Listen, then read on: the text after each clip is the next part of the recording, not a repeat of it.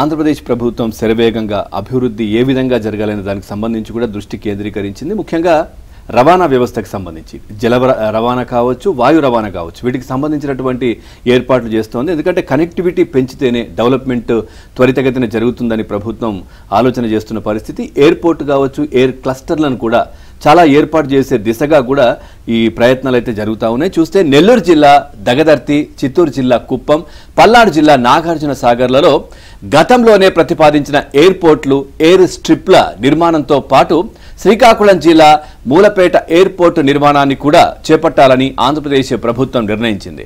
వీటితో పాటు అనంతపురం జిల్లా తాడిపత్రి, కాకినాడ జిల్లా తుని ప్రాంతాల్లో కూడా ఎయిర్పోర్ట్లో ఎయిర్ స్ట్రిప్లు నిర్మించేందుకు ఉన్న అవకాశాలను పరిశీలించాలని అధికారులను ఆదేశించింది.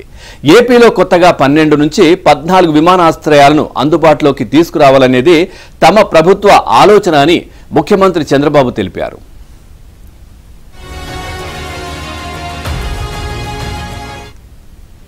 ఏపీ సచివాలయంలో పెట్టుబడులు, మౌలిక సదుపాయాల శాఖపై సీఎం చంద్రబాబు సమీక్ష నిర్వహించారు.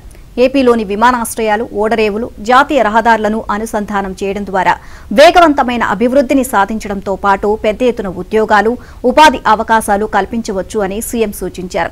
ఏపీలోని ఎయిర్పోర్ట్ల ద్వారా సరుకు రవాణా చేసేలా ప్రాజెక్టులు రూపకల్పన చేయాలి అని అధికారులను ఆదేశించారు. కర్నూలు ఎయిర్పోర్ట్లో ఫ్లయింగ్ ట్రైనింగ్ ఆర్గనైజేషన్ వంటి సంస్థలను తీసుకురావాలి అన్నారు.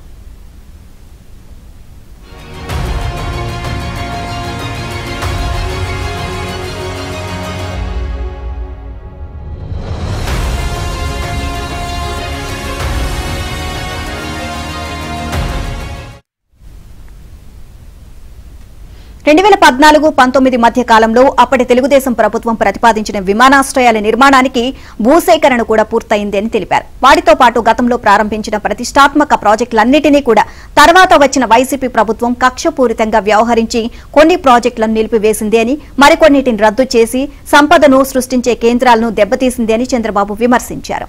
ఇక అర్ధాంతరంగా ఆగిపోయిన ఆ ప్రాజెక్టులన్నింటినీ మళ్లీ పట్టాలెక్కించాలని అధికారులను చంద్రబాబు ఆదేశించారు. ఓవరాల్ గా ఈ అంశానికి సంబంధించి మరింత సమాచారాన్ని మా కరెస్పాండెంట్ ప్రసాద్ అందిస్తారు. ప్రసాద్, పూర్తి డీటెయిల్స్ ఏంటంటే ముఖ్యంగా రాష్ట్రం త్వరగా డెవలప్ కావాలంటే ఖచ్చితంగా ఇటు రోడ్ రవాణా కావచ్చు, వాయు రవాణా, అదేవిధంగా జల రవాణా, వీటిని కనెక్టివిటీ పెంచితేనే అభివృద్ధి జరుగుతుంది అని రాష్ట్ర ప్రభుత్వం త్వరితగతిన వీటికి సంబంధించిన చర్యలు తీసుకుంటున్న పరిస్థితి. పూర్తి డీటెయిల్స్ ఏంటి? పవన్, రాష్ట్ర కుంటుపడిన రాష్ట్ర అభివృద్ధిని గాడిలో పెట్టేందుకు ముఖ్యమంత్రి చంద్రబాబు వివిధ మార్గాలను అన్వేషిస్తా ఉన్నారు. ఎందుకంటే గత ప్రభుత్వంలో దాదాపుగా ఆంధ్రప్రదేశ్ అభివృద్ధి కాదు, పెట్టుబడులు అయిపోయిన పరిస్థితి, పరిశ్రమలు వెనక్కి అయిపోయిన పరిస్థితి కూడా మనం చూసాం.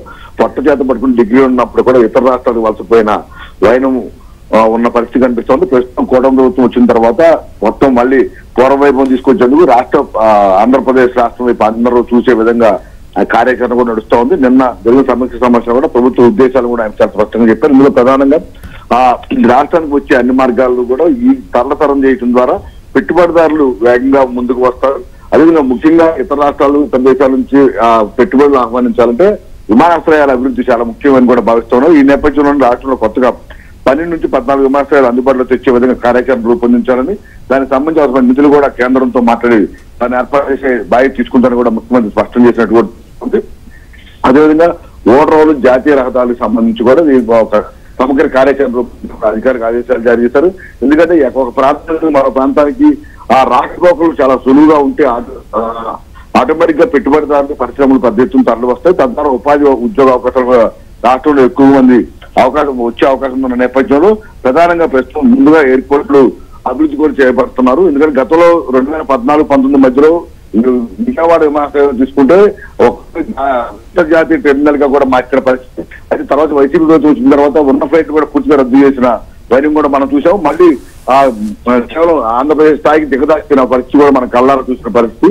ఇప్పుడు మళ్ళీ చంద్రబాబు వచ్చినప్పుడు ఇక్కడ నుంచి నేరుగా ముంబై కూడా ఫ్లైట్లు నడుస్తున్న పరిస్థితి చూస్తున్నాం. ఈ నేపథ్యంలో అక్కడ ఏ విధంగా పెట్టుబడులు వస్తాయి, అక్కడ ఏ విధంగా అవసరాలు ఉంటాయి అంశాలపై కూడా పూర్తి స్థాయిలో పరిశీలన చేసిన తర్వాత ఎక్కడ ఎయిర్పోర్ట్లు అభివృద్ధి చేయాలి, ఎయిర్పోర్ట్ల ద్వారా అదేవిధంగా అక్కడ ఉద్యోగ ఉపాధి అవకాశాలు కావచ్చు, పెట్టుబడులను ఆకర్షించే అవకాశాలు కానీ, పరిశ్రమల ఏర్పాటుకు సంబంధించి కానీ అన్ని అంశాలు ప్రతి జిల్లాల వారికి కూడా ఒక సమీక్ష నిర్వహించి ఉన్నత స్థాయిలో వాటిపై నిర్ణయాలు తీసుకోవాలి. ఆ నిర్ణయాలు ప్రభుత్వానికి నివేదిక రూపంలో అందిస్తూ ఫైనల్ గా మరోసారి సమీక్ష చేసి ఆయా అవసరాలను బట్టి నిధులు కూడా సమీకరణకు పరిశ్రమ ద్వారా కొంత, అలాగే ప్రభుత్వం ద్వారా కొంత, కేంద్ర ప్రభుత్వం ద్వారా కొంత, అలా 3 విడతలుగా కూడా ఈ నిధులు సేకరించి వ్యవస్థల అభివృద్ధికి కూడా శ్రీకారం చుడుతున్నారు. దీనికి సంబంధించి కూడా కేవలం ఏదో మొక్కుబడి ప్రకటన కాకుండా కార్యాచరణ పెట్టుకుని, టైం బాండ్ కూడా పెట్టుకుని దానికి అనుగుణంగా ఆయా విమానాశ్రయాలు అభివృద్ధి చేయాలని కూడా ఇప్పటికీ చంద్రబాబు స్పష్టం చేసిన పరిస్థితి. ఇక పరిశ్రమలకు సంబంధించి కూడా నేను చూసాం, రాష్ట్రంలో యూట్యూబ్ అకాడమీ ఏర్పాటు చంద్రబాబు చేసిన చొరవ ఇప్పుడు దేశవ్యాప్తంగా చర్చనీయాంశంగా మారింది. ఈ నేపథ్యంలో ఇటువంటి 2-3 పరిశ్రమలు పెద్ద తరహా వస్తే ఆటోమేటిక్ గా చిన్న తరహా పరిశ్రమలు కూడా పెట్టే అవకాశం ఉంటుంది. అదేవిధంగా అమరావతిలో గతంలో చాలా మంది పరిశ్రమల ఏర్పాటుకు భూములు ఇచ్చిన పరిస్థితి. ఇప్పుడు వారందరూ కూడా మరోసారి పిలిపించి ఏ విధంగా వారి ప్రభుత్వం సహకారం ఉంటుంది, వారు ఏ విధంగా ఇక్కడ ఇన్వెస్ట్ చేస్తారు, ఏ విధంగా ఉద్యోగ ఉపాధి అవకాశాలు కల్పిస్తారు అనే అంశాలపై కూడా చంద్రబాబు ఆరాధించారు. మరోవైపు అటు రాయలసీమలోను, ఇటు ఉత్తరాంధ్రలో కూడా ఇదే విధంగా పెట్టుబడిదారులు ఆకర్షించే విధంగా కార్యాచరణ రూపొందిస్తున్నారు. కొన్ని మంత్రులు కూడా ఈ బాధ్యతలు అప్పచెప్పారు. అలాగే ఉన్నతాధికారులు కూడా తరచూ అటు రాయలసీమ, ఉత్తరాంధ్ర వైపు కూడా వెళ్లి పూర్తి స్థాయిలో అక్కడ పరిశీలన చేసిన తర్వాత అందుకు అనుగుణంగా మౌలిక సదుపాయాల కల్పనపై దృష్టి సారించాలి. తద్వారా 3 ప్రాంతాలు ఒకేసారి అభివృద్ధి చెందడం ద్వారా రాష్ట్రం వేగంగా అభివృద్ధి చెందుతుంది. తద్వారా అన్ని ప్రాంతాల నుంచి కూడా మళ్ళీ ఆంధ్రప్రదేశ్ వైపు ఎదురు చూసే పరిస్థితి కూడా వస్తుందని కూడా చంద్రబాబు స్పష్టంగా చెప్పారు. ఈ ప్రభుత్వ ఉద్దేశం సూచన తప్పకుండా పాటించాలి. ప్రతి ఒక్కరు టైం బాండ్ పట్టుకుని తద్వారా 3 ప్రాంతాలు ఒకేసారి అభివృద్ధి చెందే ద్వారా వచ్చే 2029 నాటికి దేశంలోని వికసిత ఆంధ్రప్రదేశ్ ఏదైతే మోడీ చెప్తారో అదేవిధంగా ఆంధ్రప్రదేశ్ అందులో అగ్రభాగాన్ని నిలవాలని కూడా చంద్రబాబు భావిస్తున్నారు. ఆ దిశగా అందరూ అడుగులేదని కూడా సూచిస్తారు.